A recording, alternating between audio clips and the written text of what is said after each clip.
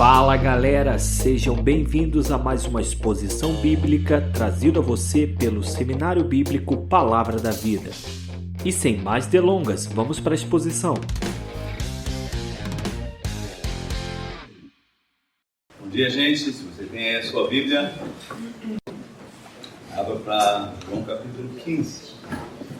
Nosso segundo estudo, uma pequena série sobre videira e os frutos. Você e o seu Senhor. Você e o seu Pai. Nós vimos a primeira mensagem dessa série semana passada, que Jesus é aquilo que Israel deveria ter sido e que nós, como crentes não israelitas, somos colocados nessa videira e temos o privilégio de dar aqueles frutos que trazem honra e alegria ao Pai. Nós observamos nessa passagem também que há uma progressão entre nenhum fruto, fruto, mais fruto, muito fruto. E o meu primeiro desafio foi que nós olhássemos e examinássemos a nossa vida para se não estávamos ou não estaríamos naquela condição que Jesus descreve no versículo 2. Todo ramo que estando em mim não der fruto, ele o ergue, levanta. E eu fiquei de explicar o que isso tem a ver conosco. Num certo sentido, Deus providenciou um exemplo concreto na vida do nosso irmão Ricardo. Isso que aconteceu aqui, antes do louvor, é um exemplo de como Deus levanta alguém. É um exemplo de como, no contexto da vida de corpo, Deus ministra na vida de seus filhos aquilo que nem sempre é agradável. Aquilo que, na maioria das vezes, é de fato doloroso e dolorido. E que as Escrituras definem como disciplina dele. Um vinhateiro, uma pessoa que possua e trabalhe numa vinha, sabe que aquele ramo que, ao invés de crescer em direção ao céu, se dirige, às vezes por força de gravidade, por estar muito carregado de folhas, para o solo, e ali vê as suas folhas ficarem sujas de lama e molhadas e úmidas e com mofo, bolor, incapazes de fazer com que o ramo produza, precisa ser cuidado, e ele é valioso demais para simplesmente ser cortado. E Deus faz isso na sua vida e na minha vida. Deixa os dedos aí em João capítulo 15 e abre para Hebreus capítulo 12.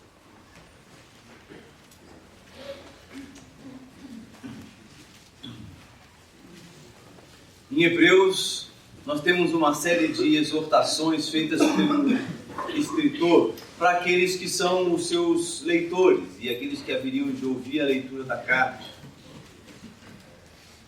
Nessas várias exortações que se estendem ao longo de toda a carta, capítulo 2, capítulo 3, capítulo 6, capítulo 10, capítulo 12, ele progressivamente vai chamando a atenção para a disciplina de Deus, para esse processo em que Deus corrige aqueles que são seus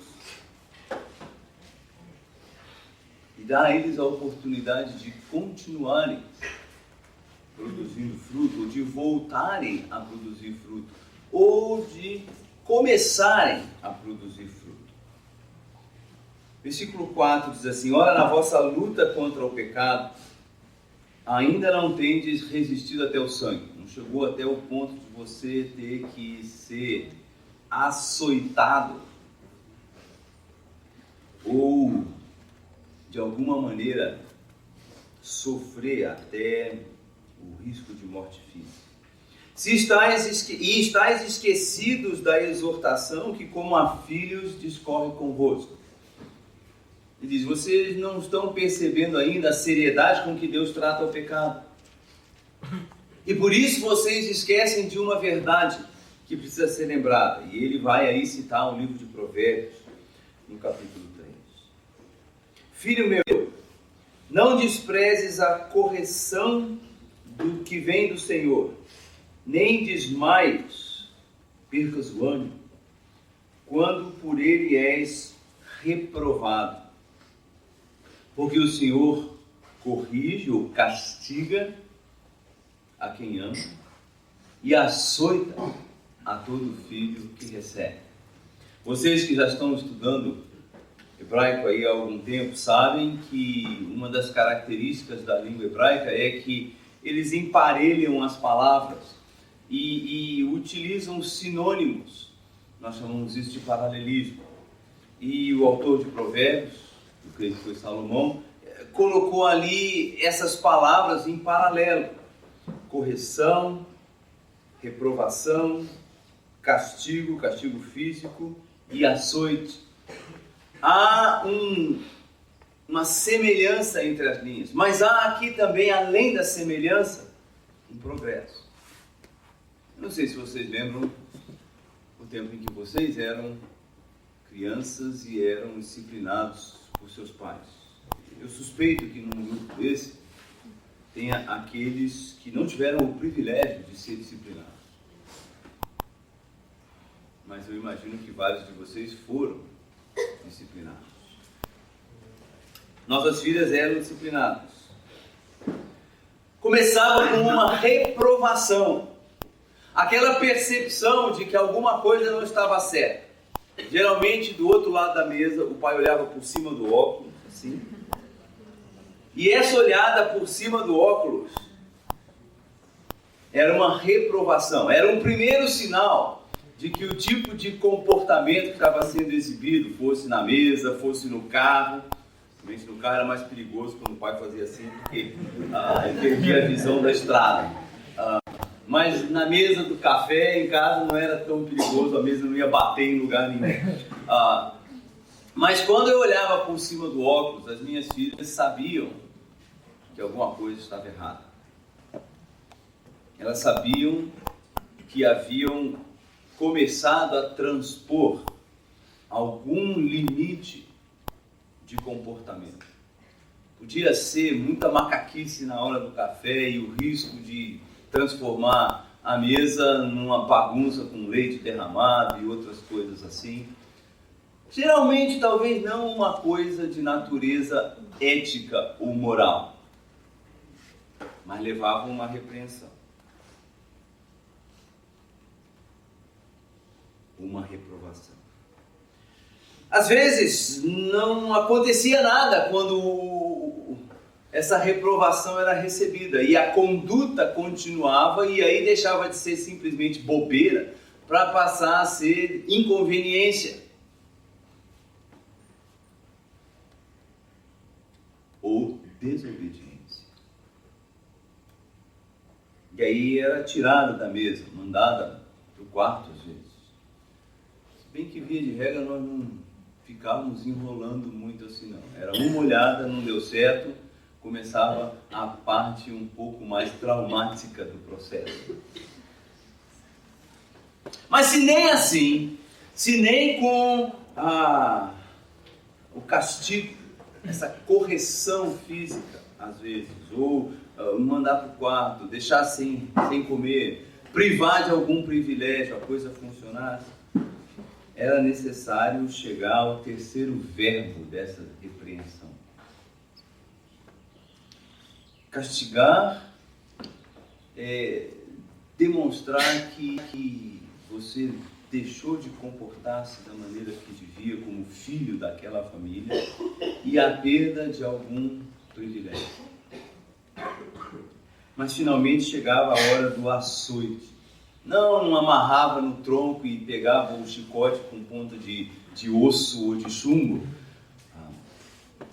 mas a natureza nos supriu com uma parte da nossa anatomia apropriada para percebermos quando estamos sendo errados e por que precisamos sofrer um pouco. E houve ocasiões, várias delas, assim.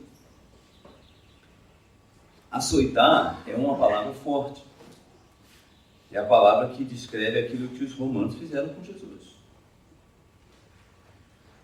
E Deus pode chegar a esse tipo de castigo. Nós estamos falando de maneira, via de regra, metafórica. Nós estamos falando de situações que Ele traz à sua vida que vão pouco a pouco tirando de você a confiança de que você pode continuar se comportando de uma maneira que envergonhe o nome dEle, de uma maneira que tire daqueles que estão à sua volta a alegria de desfrutar da sua presença.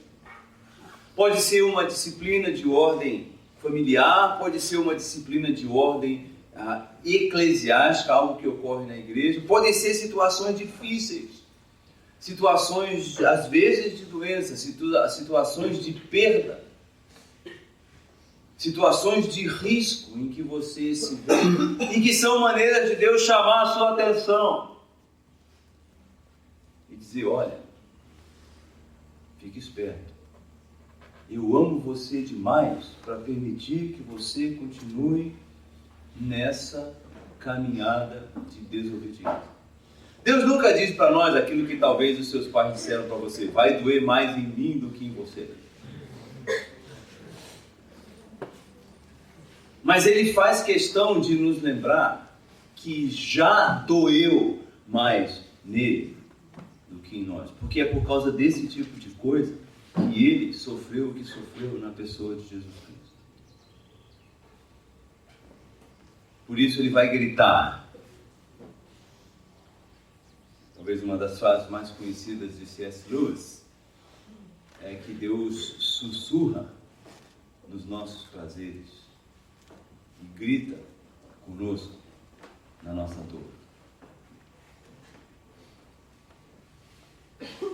Quando Deus, como vinhateiro, toma o ramo e o lava e arranca aquelas folhas que estão apodrecidas por causa da água e da lama e da umidade, e depois levanta aquele ramo que está se dirigindo para baixo por causa da sua própria natureza e o amarra e prende de novo naquela vida, ele está aqui.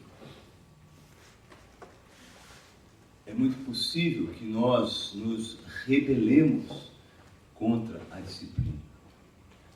A tendência natural do ramo é seguir a lei da gravidade e ficar junto ao solo. É quentinho, é gostoso, mas é prejudicial no final das contas. E a percepção que Jesus Cristo nos oferece de volta lá em João é que esse ramo sofre essa ação disciplinar de Deus porque ele não está fazendo aquilo para o que foi plantado. Ele não está cumprindo a função em relação à qual ele está preso a essa videira. Ontem, na aula de TBNT, nós estávamos discutindo a questão dos solos e da produtividade. Nem todo mundo é obrigado a produzir por igual. Mas aquele que nos plantou e nos ama como sua vinha, quer que cada um de nós produza fruto. Fruto pode ser outras vidas ganhas para Cristo. Fruto pode ser a demonstração de um testemunho de fé e obediência a Jesus Cristo, que motive outros a seguirem a Jesus. Pode ser a demonstração do caráter de Jesus Cristo numa vida obediente, numa vida que é séria sem ser maçante e que é divertida sem ser exagerada. Eu ia dizer a palavra boba. Há uma tendência a pensarmos que alegria significa bobeira. E não é assim. É possível ser alegre sem ser bobo. E é possível ser sério sem ser antipático. Esse equilíbrio entre a seriedade que a posição de um servo de Deus exige de nós e a alegria que a posição de ser um filho de Deus oferece a nós é marca de fruto na vida. E é isso que a gente quer ver na vida de vocês, particularmente vocês mais jovens. Que vocês não percam a alegria e que absorvam a seriedade. Ninguém quer ver aluno no seminário parecendo que ficou de molho no suco de limão durante a noite. Não é isso que nós queremos de vocês. Mas nós queremos que vocês descubram a nobreza, que vocês descubram a natureza elevada do chamado cristão, não apenas o chamado para o ministério, o chamado para ser cristão. Vocês vieram e vivem numa sociedade em que a seriedade das coisas, a nobreza das coisas está sendo cada vez menos valorizada. Em todos os aspectos aqui da nossa vida social no Brasil, o respeito, a seriedade para com as dificuldades e as necessidades do outro são menosprezadas. Nem bem um acidente trágico acontece, o brasileiro já faz piada sobre aquilo. E às vezes essa atitude assim um pouco leviana para com a vida entra para a igreja. E nós tendemos a fazer isso até mesmo com essa situação em que a nossa vida não está produzindo fruto. É comigo, mas é com todo mundo. E nós tendemos a passar por cima e ignorar essa promessa / ameaça de Deus. Eu vou açoitar a todo filho que recebo. Deus nos leva tão a sério que Ele não quer nos deixar nos arrastando na lama e na poeira do nosso pecado. Ele quer que nós sejamos produtivos. Ele vai tomar as medidas necessárias. Muitos anos atrás,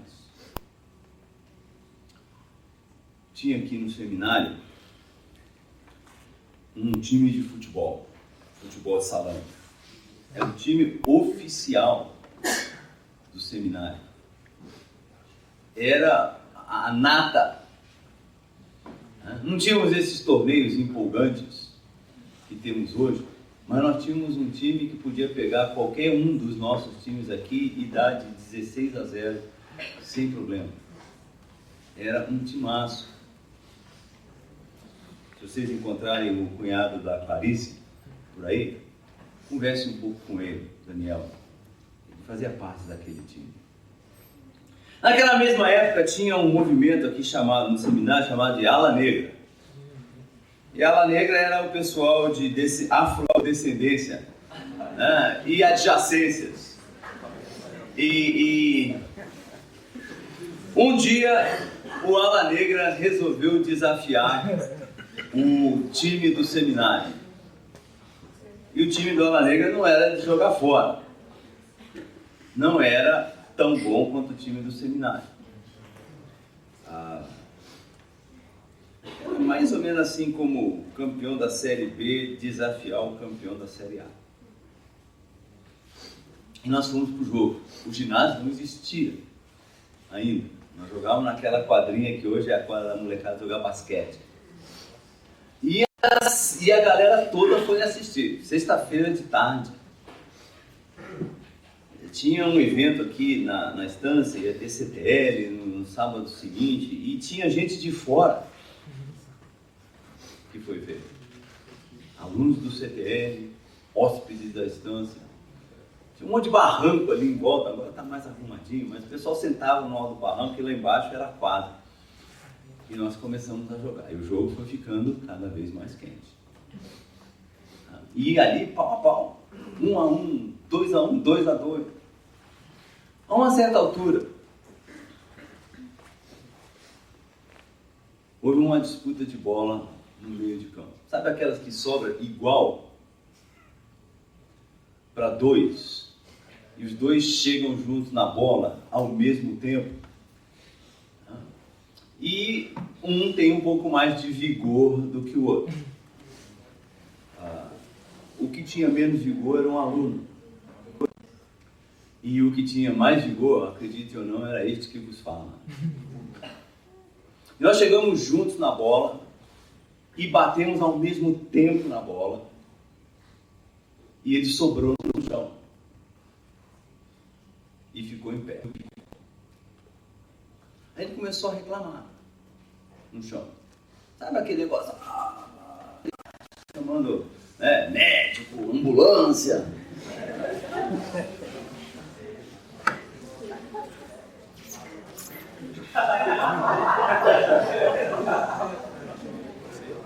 E aí, pessoal? Eu fiz aquilo de que o Ricardo pediu perdão para vocês. Eu não só perdi a paciência, como fiz questão de escondê-la muito bem.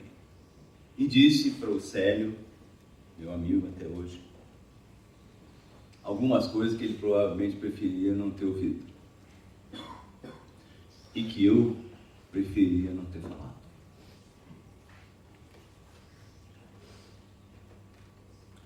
E mandei ele levantar e ser homem e jogar feito homem. Coisas que poderiam ter sido ditas, talvez, de uma maneira cristã, mas foram ditas de uma maneira anticristã. Eventualmente ele levantou, o jogo seguiu, e para registro terminou empatado. Mas ali aconteceu uma coisa muito significativa na minha vida. O fato de que se eu desobedecesse a Deus em público, isso deveria ser consertado em público. E eu vou dizer para vocês que talvez não tenha havido 3 horas piores na minha vida do que o intervalo entre aquele momento do jogo e, para cúmulo de tudo, tinha um culto na sexta-feira de noite. Eu voltei para casa totalmente derrotado, apesar de nosso time ter conseguido a façanha de empatar com o time do seminário. Eu voltei totalmente derrotado. Quando estávamos subindo para o jantar, eu procurei o Célio e falei com ele: Célio, olha, eu agi de uma maneira muito errada com você, eu fui um péssimo exemplo. Eu fiquei irado com você e disse coisas a seu respeito que não eram verdadeiras. Eu julguei as suas motivações. Eu gostaria que você soubesse que eu estou arrependido. E aí uma vozinha dentro de mim disse assim: pronto, resolveu. Resolveu. Já foi para o camarada e falou: olha, errei, estou arrependido, vou tentar não fazer de novo. Aí uma outra voz falou assim: peraí, tinha pelo menos 150 pessoas assistindo aquele jogo lá. O que você vai fazer a respeito? Quer dizer, Deus tinha olhado por cima do óculos. Mas eu sabia que o processo não podia parar ali. Ele ia me açoitar. E eu querendo ficar ali na minha lama, na minha poeira. E decidindo que é melhor não dar fruto do que ser humilhado publicamente.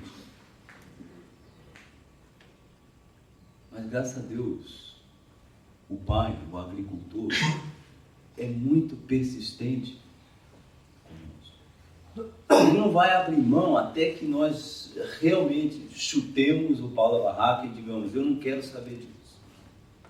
E essa era a minha reação. Tá bom, deixa quieto. A pessoa talvez não estivesse nem prestando atenção. Mas Deus não me deixou quieto. E naquele dia, contra tudo aquilo que eu queria, contra cada fibra do meu corpo, da minha vontade, Ele me levantou, ali mesmo onde eu normalmente sento, antes de continuar o culto, começar realmente o culto. Eu pedi licença para a pessoa que estava dirigindo, o seu Davi Cox, e falei com o pessoal. E disse para eles a mesma coisa que eu tinha dito para o Célio.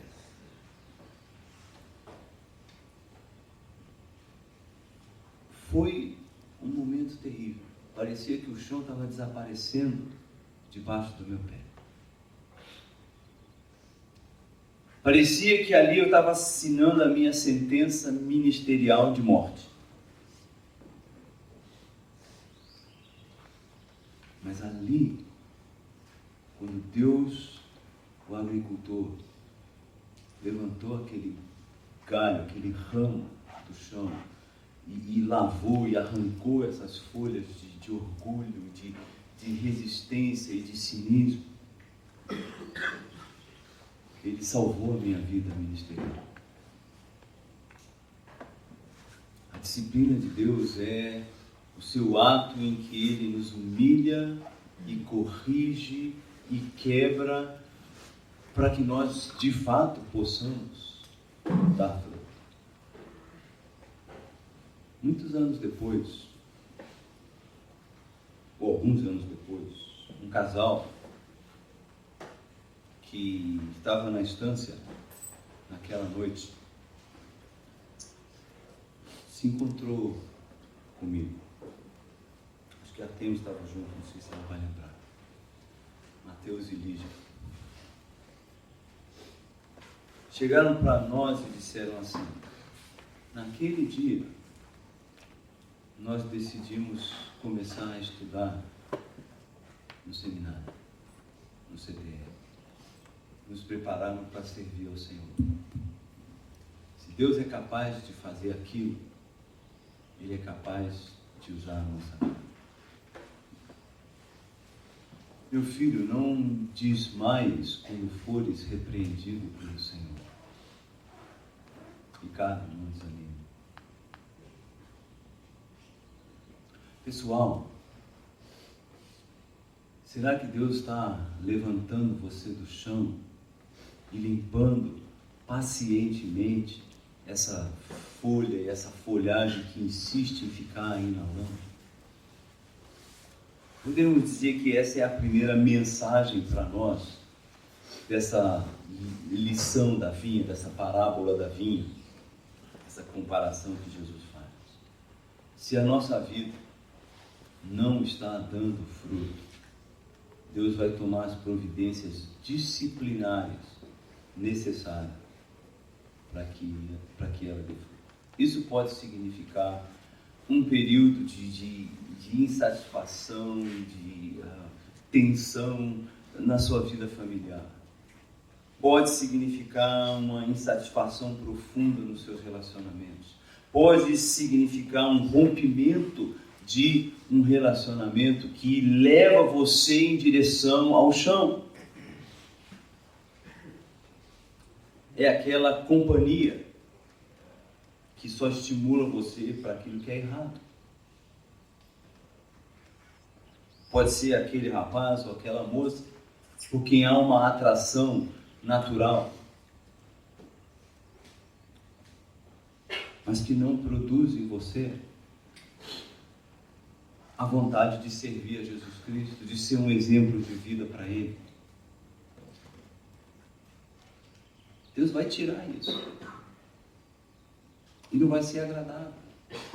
mas nenhuma disciplina é agradável. Não é isso que Hebreus 12 diz para nós? No momento, nenhuma disciplina é motivo de alegria, mas de tristeza. Deus quer lidar com o seu pecado para que você possa produzir fruto.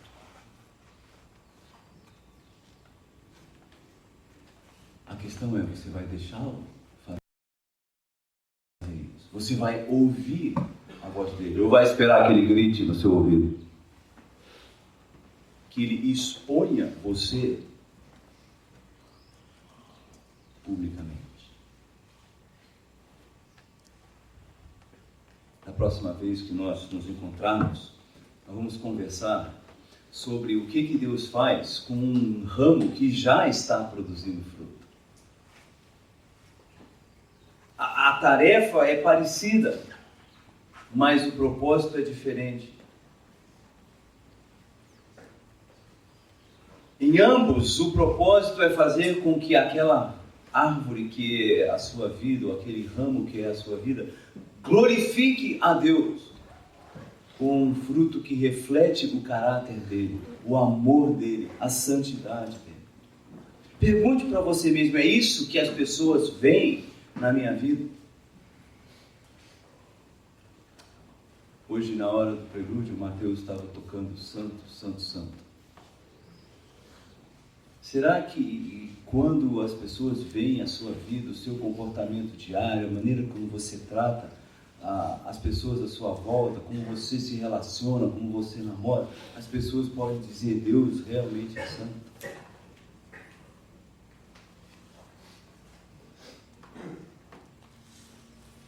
Se a sua vida já está produzindo fruto, volte semana que vem e nós vamos conversar sobre o que Deus faz para fazer que você passe de fruto para mais fruto e muito fruto para a glória dele. Baixe sua cabeça e vamos orar. Senhor, obrigado porque Tu és um Pai amoroso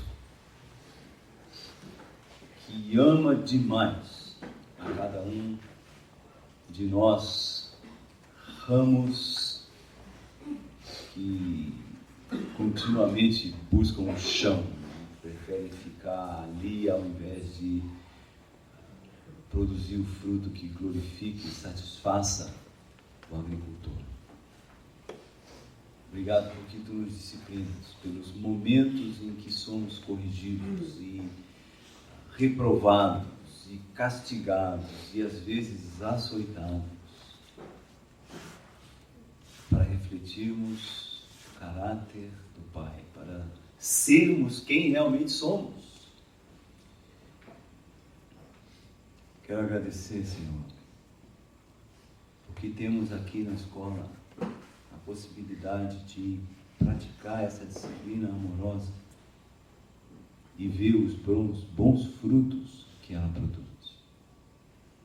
Obrigado por aqueles que nos disciplinaram no passado. Obrigado por aqueles que nos corrigiram. Continua a dar-nos, Senhor, um coração sensível para perceber quando estamos sendo disciplinados, quando há mais do que simplesmente as circunstâncias por trás daquilo que nos acontece. Há um agricultor limpando, arrancando as folhas, recolocando o ramo numa posição em que ele possa dar fruto. Abençoa os teus filhos hoje, dá que eles glorifiquem o teu nome em tudo o que fizerem. Oramos em nome de Jesus.